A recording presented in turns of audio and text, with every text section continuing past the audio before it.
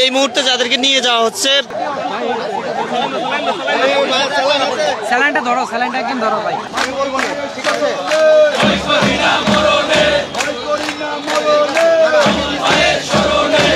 দর্শক, আপনারা জানেন যে শিক্ষার্থীদের যে 7 দফা দাবি, সেই 7 দফা দাবির প্রেক্ষিতে আজ বিকেল 4টা পর্যন্ত তাদের যে সময়সীমা বেঁধে দেওয়া হয়েছিল, সেই সময়সীমা পার হওয়ার পরে এই মুহূর্তে কিন্তু শিক্ষার্থীরা মহাখালী গুলশান লিং রোডটি কিন্তু তারা বন্ধ করে দিয়েছেন। তারা বলছেন যে রেলপথ অবরোধের যে কর্মসূচিটি, ইজতেমার কারণে সেই কর্মসূচিটি কিন্তু তারা এখন পালন করছেন না, কিন্তু তাদের যে সড়ক অবরোধের যে আলটিমেটাম, সেটি কিন্তু তারা সড়ক অবরোধের মাধ্যমে কিন্তু তারা পালন করছে।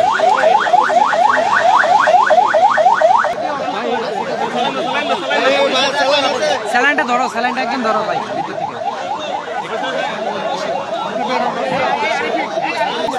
দর্শক, অনশনরত 2 জন শিক্ষার্থী অসুস্থ হওয়ার কারণে তাদেরকে কিন্তু এই মুহূর্তে অ্যাম্বুলেন্স যোগে চিকিৎসার জন্য নিয়ে যাওয়া হচ্ছে।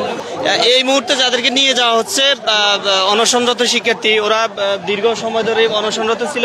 একজন আছে মফিজুল ইসলাম মামুন, আর আরেকজন হচ্ছে আবু নাইম রাষ্ট্রবিজ্ঞান বিভাগ, আর হলো মফিজুল ইসলাম তো উদ্ভিদ বিজ্ঞান 22-23 সেশন।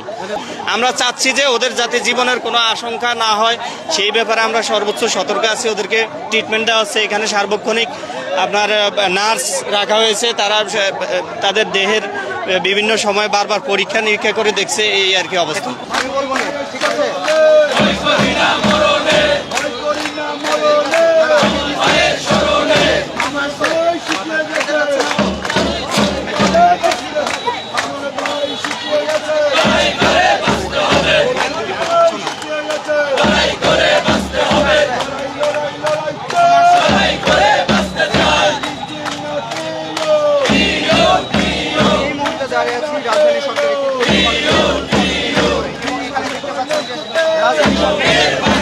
রাজধানী